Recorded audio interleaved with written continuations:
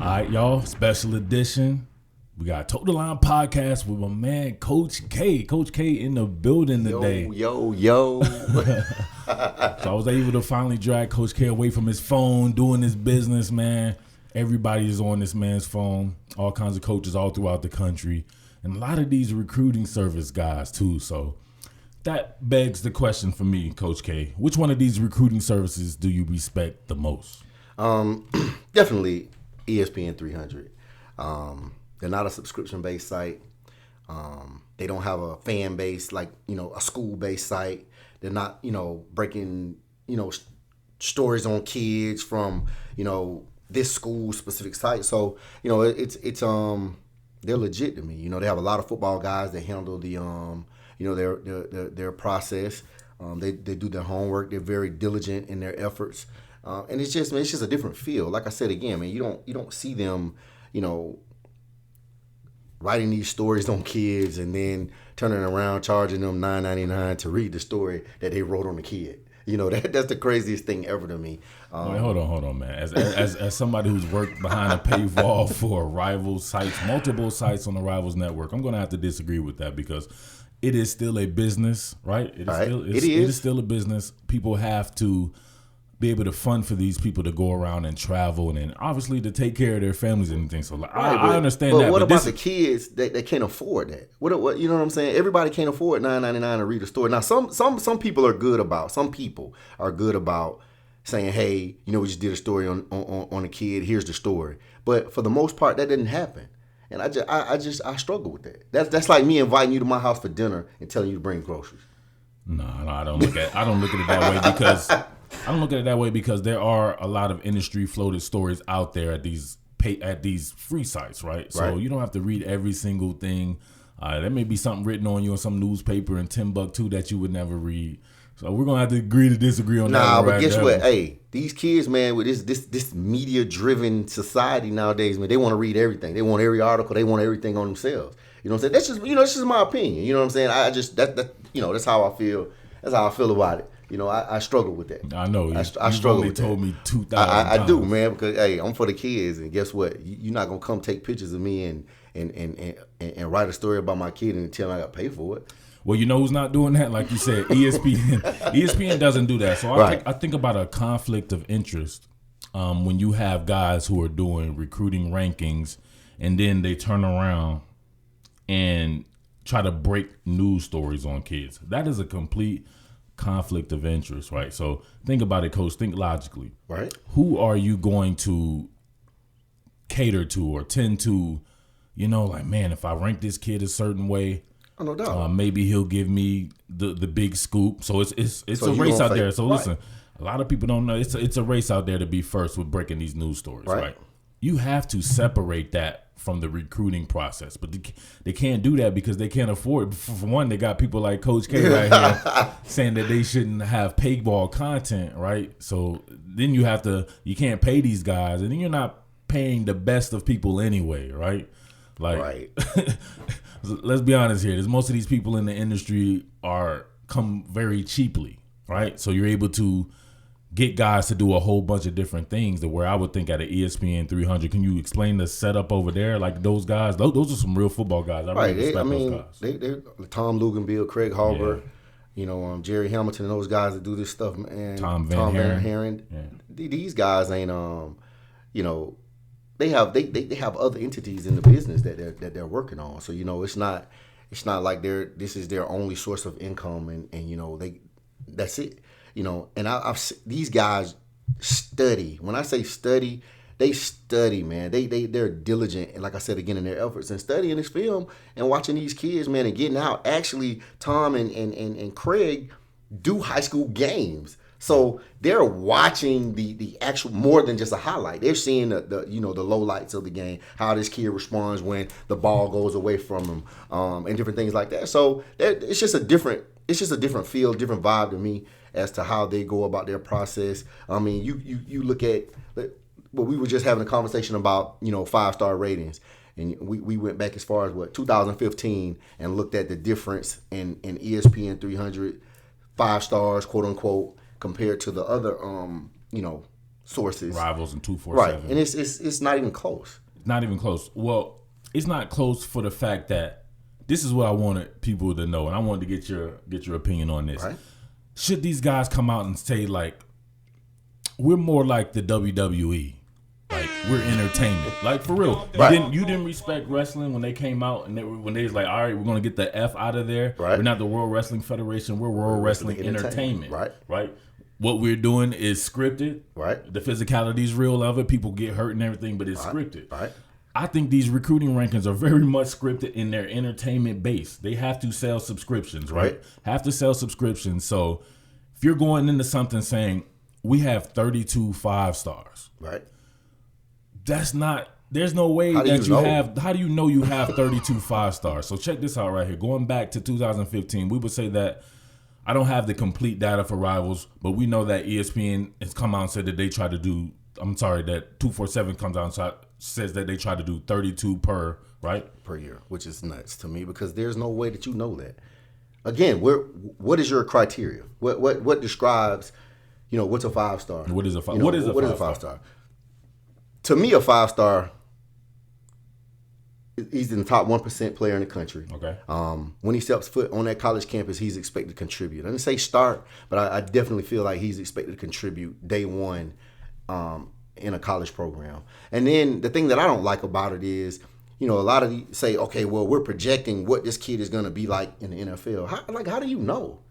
He hasn't taken a college snap. He hasn't taken college snap, but how do you know? So that shouldn't even be mentioned remotely in anything that has to do with, with a ranking. But, that's what I look at out of a quote unquote 5-star kid. You better be the best.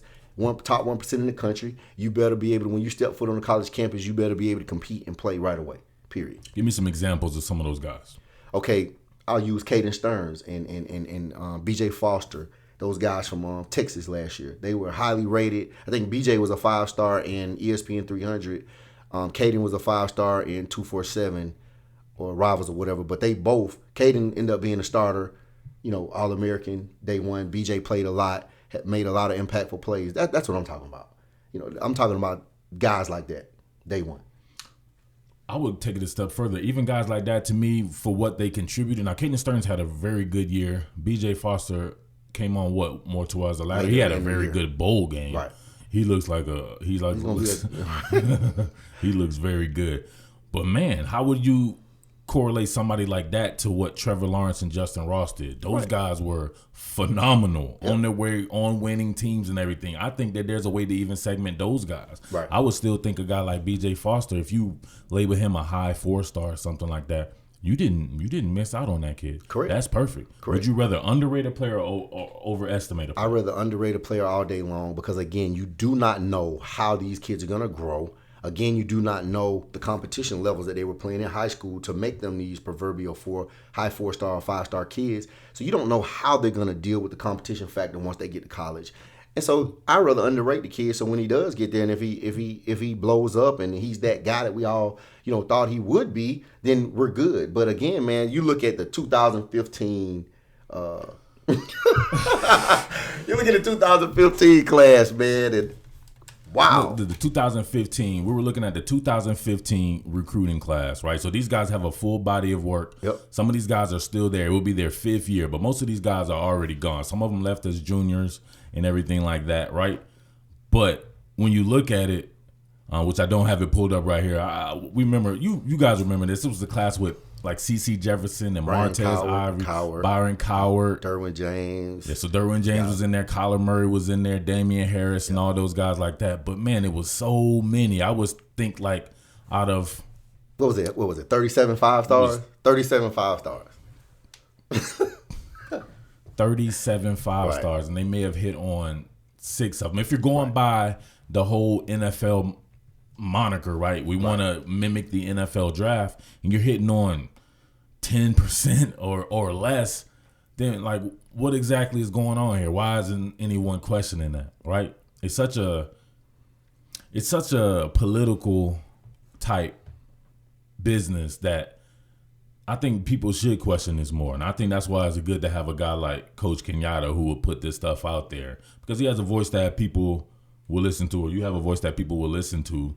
And I think you're doing a good job of putting this stuff out there in the ether. But with that being said, man, ESPN, if that's the one you respect right there, ESPN had 25-star recruits in 2015. They had 9 in 2016, 15 in 2017, 13 in 2018, 14 in 2019. Now, Rivals had 33 in 2018 and 30 in 2019. And we know that 247 lives by the 32 per. A lot of people, though, Coach, if you're being honest with it, a lot of people don't really tend to go with ESPN, and they like 247 and Rivals because of the 32. Because of what? It's entertainment. Entertainment. People want that. People want to be like, oh man, we got a 5-star on our team. Yep. Like, people are really enthralled about having 5 stars on their team when it should be about the type of player. Well, it sells. You got to realize it sells tickets. It makes the boosters happy. You know, and again, man, at the end of the day, that's what drives college football.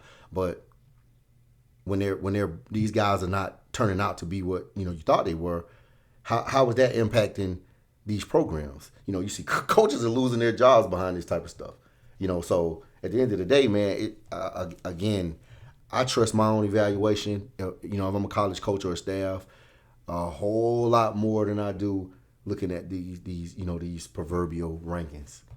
Well, I think a lot of the guys in the industry trust your evaluations as well because, I mean, I've been privy to a whole bunch of times these guys coming up in your inbox and saying stuff like, what?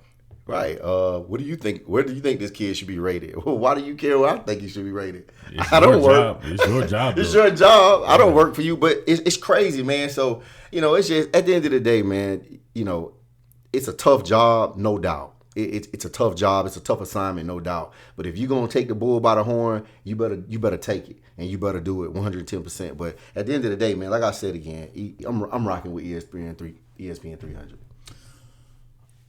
All right, I definitely like ESPN 300. Tom Luganbill, I think, does a fantastic job. I think Craig Harbert might be the best in the business. He's a complete football guy through and through. Mm-hmm. I like the fact that those guys do rankings, and they're not trying to break stories, right? They're all about finding the best. They're watching them. They're watching them on Friday nights around the country. We watch them on Friday nights, right? And we know that they have access to the film, and they have great relationships and everything like that. And I do like the fact that the other guys that are trying to break the recruiting stories, we don't hear them talking about how good a kid is or trying to break down film and stuff like that. That's how you segment it out. You have everybody doing the same exact role. It's crazy to me. Right. But I think it's crazy to me in the industry anyway, man, to be honest with you, because it's not really that many football guys there. Like, there's only a few that I could say that I, like, man, like, this guy, to me, feels like a football guy. He knows what he's talking about. I really like the Josh Hemholt guy from Rivals. He's fantastic. Yep. He may very well be a Craig Harbert type. Greg Bivens. Greg Biggins from 247. I really like him. I think he does a very good job. Unbiased kind of cat coming out of the West Coast. Maybe even another West Coast guy like an Adam Gorney. Like, those West Coast guys seem to be pretty much on their game, but these cats in the Southeast, trash Dookie. Some of them. So, they're with anything, but it's with anything, man. Some of these guys. That's your opinion. Some of these guys are good. Some are good, but some of them are. The double thumbs down. You would have to tell me who you think is good. I don't think any of those guys are good at all. And be honest, that's about it. That's about it right there. But these people have a stranglehold on the entire industry. Right. And I don't agree with it at all. I just don't. Speak your mind on it. I just don't agree with it. I think that, you see too many kids are they're so focused on, where am I? Oh my goodness, where am I ranked? If I attend this camp, then I won't be rated this or rated that. Look at my boy Andrew Booth. Andrew Booth is my dog. I coached him since he was 9 years old. 5-star at Clemson University. He attended one camp. One camp. His entire high school career, and that was the Under Armour camp that he came to, and that was a special request from Deion Sanders for him to be there. But that's it. What blows my mind about the whole thing is, after the last ranking, which happened in August, I sent a text message asking, why some specific kids were dropped. And the response back was, well, we didn't get to see them in camp. But you didn't see Booth in camp. There's a bunch of other kids you didn't get to see in camp either. Discrepancy. So they're a big time discrepancy. So anytime there's a discrepancy, man, I just that automatic red flag goes up for me, and I'm just done with it. Like you look at Brian Herrion from University of Georgia, running back. He sent the text message out this morning, and I thought it was like extremely poignant. I'm gonna read it to you guys, and he said flat out that he wasn't a 3, 4, or 5-star coming out of high school. He played for his team. He didn't go to any of these camps. He didn't do none of that stuff. But when he committed to Georgia, he instantly became a 3-star recruit. Somebody else did too. Right. You showed me the Boatwright kid from Colquitt County. Carter Boatwright. Yeah. Kid had no ranking whatsoever on 627 is when he committed to Florida State. He actually went to camp. Florida State evaluated him, did his thing. He committed. They offered. He committed. But so I Googled the kid. I watched him play last year, as a matter of fact. He played us at Grayson. 6'5", really good body. Can play attached, unattached. Really good kid. Kid had no ranking whatsoever. You could see no ranking, nothing on him. He commits to Florida State 3 hours later. 3 hours later. 3 hours later, the kid's a 3-star. Top 50 tight end in the country. Like how? Right. It's reactionary. So I just don't understand that. Like, you've obviously never watched a kid play. Never. You haven't looked at his stat. You haven't done anything. Nope. But so then that would show you then. So they would immediately then, at least giving them the benefit of the doubt, that means they went to huddle. Can you properly evaluate a kid just off of huddle? I don't think so, because again, you don't see the full. And I don't think, looking at Carter's, I think maybe he had less than 5 catches on the season. Total. So some of these you couldn't go to Gilbert had that in one game. Right. You couldn't go to his huddle and say, whatever. And if you could, why didn't you do it before? Crickets. Right. Crickets. So again, man, at the end of the day, this is the current, system way it is. But I just want to let kids know, do not be discouraged. Do not be discouraged. Work hard. First and foremost, play for your team. First and foremost, I firmly believe that if you go out on Friday nights and you ball out and you do what you're supposed to do on Friday nights, everything else is going to take care of itself. Be team first. Don't be so concerned, so worried about where you're listed or whatever, because I think that totally, it screws up. It makes kids become selfish. It makes kids not play hard. You see guys who are rated high, or I'm not going to go out here and get injured.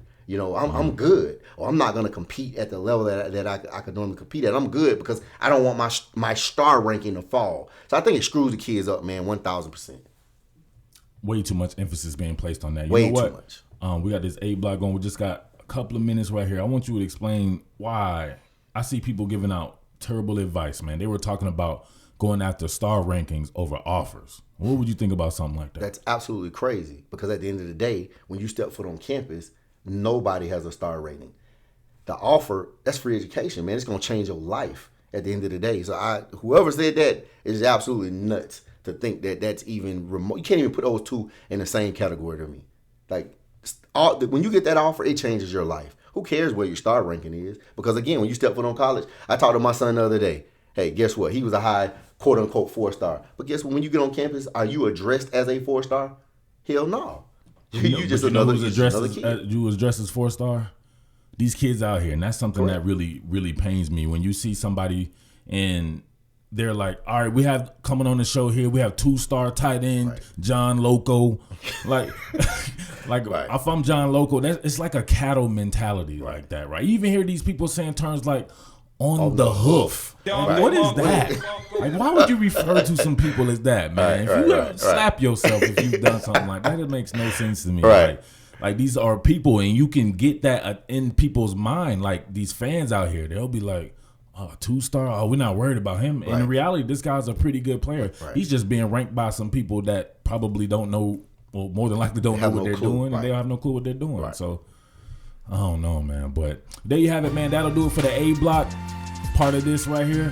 We're doing a 1-2 thing. We're going to come back on the B side, and we'll have more right here with my man, Coach K.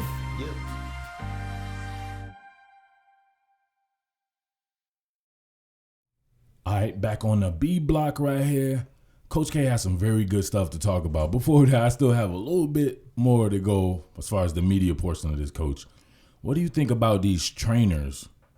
Or better yet, what do you think about the media buddying up with these training groups kind of in an effort to pretty much break stories and develop relationships in that manner? And these are the same guys who do rankings too.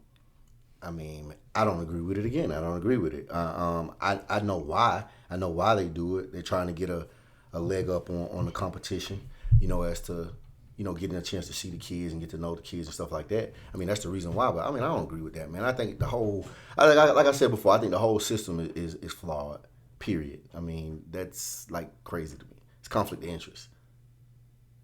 Complete conflict. I mean, you don't have to put no names out there. You seen this personally? Absolutely. I mean, it is what it is. But I don't agree with it. I just don't agree with it. Do your own homework. Finding guys, again, it's a conflict of interest. That's not your job. There you have it. All right, so Coach, moving on past that. All right, I wanted to talk about the meat and potatoes of recruiting. I don't think people actually understand recruiting, and they approach it as fans, when in actuality it's a business. It's Correct. A business. You're trying Correct. To you have 5 years max to get to the next level, yep. and you need to maximize your potential in that. Yep. So tell me about picking a school and taking the fandom out of it. I'm pretty sure when you sat down, 4 years ago, right? 4 or 5 years ago, there's no way in heck you thought your son would be going to the University of Texas, right? Not at all, because again, dating back to youth football all the way up through, man, he was probably the worst kid on my team. And and it was what it was. He was. I'm just being honest. He was terrible. And I don't believe that, bro. A kid, he worked. He changed his body. He did everything he needed to do. So at the end of the day, man, you watch. You don't know then what you know now. But again, he worked hard and changed his body and trained and did everything he needed to do, man, and perfected his craft. But you don't know. You just don't know. All right. So, but taking the fandom out of it. Right. How do you properly choose a school? Is everybody's doing it? That's what I should be doing. They have 25 inside linebackers, so I should go because they have 25 inside. All the other inside linebackers are doing it. You have a lot of you see a lot of parents get caught up in the recruiting process as a fan. My kid was offered by, Alabama, or Southern Cal, or, a Georgia, or a place like that. And so guess what? The parents just, it's something cool for them to post on social media. Not really stopping and thinking was like, well, guess what? Like you said, hey, they have 25 guys on the roster at my position that are at least redshirt sophomores. My opportunity to get on the field may not be the best. But Coach, you see people. This is what people will say. These guys are scared of competition. It ain't about scared of competition. In life, it's about placement. It's about timing, and it's about opportunity. So guess what you better do? You better find you a school. You better look at those rosters. You better study those rosters. You better find people that you trust and put around you and helping you make this decision. And you better do what's best for you. But again, this is the question that parents have to ask themselves. Okay, what is your end game? You want to play college football, or do you want to make it to the NFL? There's a difference. The degree is you're gonna get your degree. That hopefully that's non-negotiable. Hopefully, but I'm saying you have some kids. Hey, what do you want to do? I think that every kid wants to make it to the NFL that's playing big major college football. Mm-hmm. But you look at some of the decisions that are being made, and you have to really question yourself. Well, who's giving these kids the advice? Because again, man, they're making bad decisions. That's why you see the transfer portal is just jam-packed with guys because of bad decisions being made. And then some kids are not even letting their process take place. You see all these kids in there transferring as freshmen. Like, dude, how do you know what you could become or what would have happened? Your freshman year just passed. They redshirted you. You're upset and you transfer. So again, man, I just think all of it ties into, when you're going through this recruiting process, you better make sure you find people that you trust. You better make sure, first and foremost, that you do your homework. And, you better look at these rosters. Sometimes when you go on these sites and you look at the rosters, the red-shirted kids are not listed. And so when the kids are selected, they got 4 guys at my position. But you didn't see those guys that are red-shirted that's going to be reclassed, basically. And now they're in your class with you as well. So along with those 4 guys that are listed, what about the other 3 guys that are redshirted? Now you're at the bottom. So you're 8 deep now. What do you do? And then when you step on campus, it's a culture shock. Then when you step on the campus, you got to be de-recruited because these coaches have told you, man, you're the best. You're the best. You're the best safety that I've ever seen in my life. I've never coached a guy like this. And you start believing that stuff instead of understanding what the process is. It's a business. Man, before you go on, you showed me something about that very recently. It was with the University of Oklahoma. Right. Boomer Sooner, right? Let's go. And it was Alex Grinch, right? Right. Who's a very, very good coach, right? Very good up-and-coming coach. Right. He did great stuff at Washington State. He told the kid that was choosing between Oklahoma and Texas something to the. He told the kid flat out, he was like, I don't have one NFL player on our defense. Like, what? How would you feel about that if your kid was on a team like that? Well, first of all, I would be like, why do I want to play for a coach that don't believe in the guys that's in his locker room? That's number one. But number two, I would be like, you're lying. Like, that's what I'm saying. You think it's marketing? Is it a marketing play? Absolutely. But guess what? Here's what you gotta understand in recruiting. You don't take the lies personal. It is what it is. It is what it is. You don't take it personal. So it's like you choose the lesser of the lies to believe. I'm just being honest with you. And so at the end of the day, but man, you flat out tell a kid something like that, man. You told me a story. You told me a story about I'm not going to mention the coach's name, but he's a big time defensive coach. And you sat in the office with him, and he told the kids, you had a whole group of kids with you. You remember this story?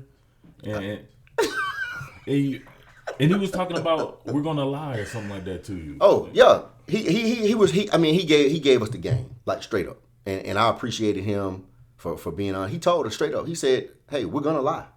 He says his analogy was just like, "Hey, when you go to the club and you meet that chick, what you telling her? Everything you can to be the guy, right?" And he was like, "It's the same thing." He was like, "This is our job." Like, honestly, he was like, and I was shocked that he was really opening up and being honest with the kids about, this process, but it blew me away totally, man. And again, all of these experiences have really forged my mindset in the way that I think about recruiting, because you see so many kids and so many parents, man, getting lost because they're actually believing the things that they're being sold or being told and not doing their own homework. There's no shortcut in recruiting as a parent. There's no shortcut whatsoever. You have to do your homework. You have to take these visits. You have to step foot on campus. You have to have a definitive plan as a family on what it is going to be the reason why you choose said school, period.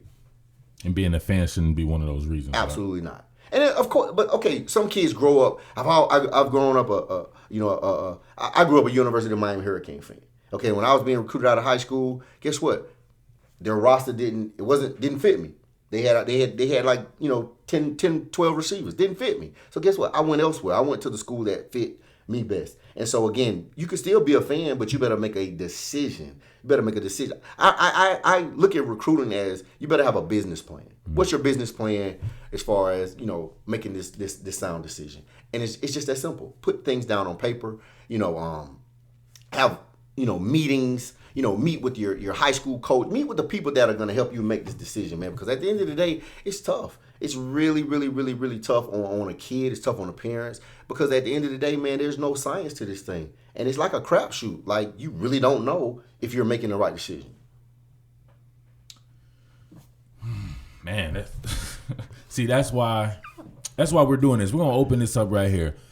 You're going to be able to get this podcast at patreon.com/ToeTheLinePodcast, where we're going to put the regular stuff that you would see here up for free, so you would have a catalog to be able to get that. But we're also going to have content, exclusive content.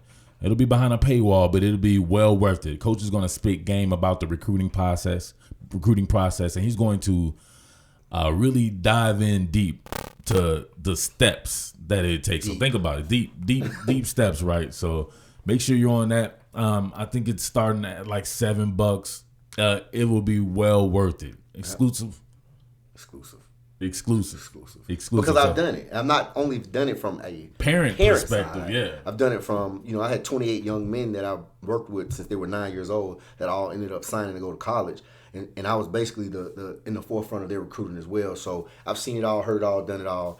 And there are a lot of things, man, behind the scenes that are absolute triggers to parents that they should know. Hey, wait. Don't give it away for free, man. I got you. Don't give it away for free. I got you. But I will say this: there are so many people in the industry that claim to do what you do, right? And I see these people. We know some of these people or whatever like that. There's nobody doing what this man. It's not even close. The relationships he's forged, his mental aptitude, his business acumen.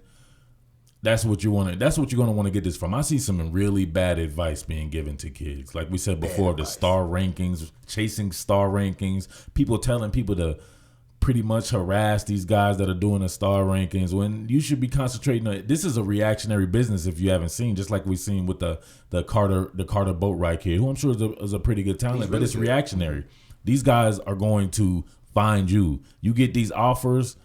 They're going to have to cover you. They're the media. They should never drive the process. The kids drive the process. So Coach K would definitely let you know about things like that. But all right, Coach, when we're talking about the recruiting game in itself, and we're talking about the end game, how would you base that to a parent? Like, parent is on a day one thing right now, and they want to know, like, everyone thinks that their kid is going to play high Division I football. We've worked with people together, and that these people wouldn't take no for an answer. The fact that they wouldn't get out of their own way. And I've had people completely ruin their kids' recruitment that way. How should parents approach this? How involved should they be in that particular process? Well, you should be involved again because, I mean, you got a 17, 18-year-old kid making a life-altering decision, and that's what it really is, And so you should be involved. But like I keep referencing back to my son because, again, this was a personal experience. Like, as a father, how did I handle his recruiting? And I told him to let him make the decision. It was his decision. I told him, hey, if you choose to go to Texas, that's your choice. If you choose to go to Nebraska, Notre Dame, Tennessee, Miami, wherever, that's on you because you're the one that has to be there for 4 or 5 years, not me. You're the one that has to endure the things that take place on campus. That's on you. It's not on me. And so at the end of the day, but when it starts becoming about the parent, you start seeing parents coming in with their hands out like, well, what do I get? If you really want my kid, what's in it for me? I think that's the absolute worst approach to recruiting. Like, nuts. Yeah, that's short-sighted, man. It is, but guess what? It's dominant in the recruiting process right now. I promise you that. Are there other people that have their hands out besides parents? Yeah, I mean, you have trainers, you have family members, you have all kind of stuff. That's what's screwing up the recruiting process. You have so many hands in the pot, okay? And nobody's really. People say they're about the kids, but they really ain't about the kids. They really ain't about the kids. Everybody's looking at it as, hey, what can I get out of this off the back of this kid? And it's like, that's the craziest thing ever to me because, again, when it's all said and done and the decision's made, it's time to take the young man off the campus. He's there by himself. So all of these promises that you may have been made to get him there, he's the one that has to perform. And so what happens now that he doesn't perform? He enters the transfer portal. The transfer portal. Well, what about kids entering the transfer portal? They haven't even done anything at school yet. They're true freshmen entering the transfer portal. How do you explain something like that then if that's the case? Because, man, it's the advice? It's the advice. It's the advice. Oh, man, you better than that dude that's in front of you. And man, you need to leave. Leave and go where? There are over 730 kids stuck in the portal right now. But we're like 55 days, 56 days away from starting college football. They don't have a team? They don't have a team, but you're in the portal. And so I don't think your school is going to let you come back. It's kind of looked upon as, well, you betrayed us. You left us. Technically, they have to let them come back, right? That part of the portal, I don't know. I'm not sure about that. But how would you? Why? Like, you have no trust. Like, you start at the end of the totem pole, and guys, just injuries happen. But let me tell you, the guy from Alabama, the running back from Alabama, the Jacobs kid, he is the proverbial poster boy of wait your turn, and you don't know what's going to happen. I mean, look what he did. He was, third string at the beginning of the year? First round draft pick. Over the guys that were starting in front of him. So, I mean, at the end of the day, you don't know what's going to happen. Guys get injured. Guys get in trouble. All kind of things happen. You're still dealing with 17, 18, 19, 20, 21-year-old kids who make bad decisions. Just keep working. Keep working, and eventually... But would you fault a kid for trying to better his process if you think he's exhausted all options? Now, listen. If you're a junior and you've graduated, you've been redshirted, you're a junior, you've graduated, you still have 2 years left, by all means, enter the portal, go find some place else to play. Absolutely. But as a true freshman, that as a guy that's spent 1 semester on campus, you're in the transfer portal? Absolutely not. I don't agree with that at all. Well, we had a very high... Though, all right, we'll take this particular example and we'll get out of here. The whole Justin Fields thing. You know Justin Fields' dad for a long time. I personally feel like that was a bad decision made off the jump. I would have never gone to Georgia. You looking at a guy, Jake Fromm, who's phenomenal. Took his team to the national championship. And you know, yeah, you're a very good player. But come on, man. The perfect storm had to happen for you to think that you were going to step in there and beat that kid out. Like, and to me, I don't think it was a good decision at the end of the day. I mean, I would have rather him go to Florida or Florida State or LSU. He would kill that Florida State. So you think he was sold a bill of goods by the coaching staff, No or he got doubt. some bad advice? Somebody probably told him flat out, you're going to get an opportunity to compete for the job. And him being the competitor that he is, they said, okay, well, you know, we believe in our kid. And you know, ain't nothing wrong with betting on yourself. Nothing wrong. Yeah. But at some time, you got to be smart in the situation that you're choosing to bet on.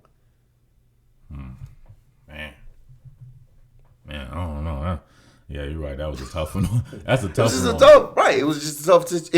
But then, listen, some people are going to sit around. We have just a couple of minutes left right here. Some people are going to sit around and say that, why would he leave anyway? He could have one more year and maybe Jake Fromm's off campus. Now, he's not guaranteed to be off campus, but do you think he could... Maybe the next year he would compete, and then, man, did he pack his ball up and just go home? At the end of the day, man, I don't know what took place. I just know that the kid made the best decision for them at the end of the day. And so he's at Ohio State now. He's looking like he's going to be the starter. Let's go. You know, here's his opportunity. Let's go. But I would like to see him make a different decision in the beginning. You know. So that goes back to taking the fandom out of it. I'm pretty sure he wanted to be home and close to his parents and everything like that. But sometimes being away from your parents, is a great thing also. My son never wanted to be close to home. He always said, I want to go far away. And I'm like, good. As long as I don't have to pay for it, you go to Timbuktu.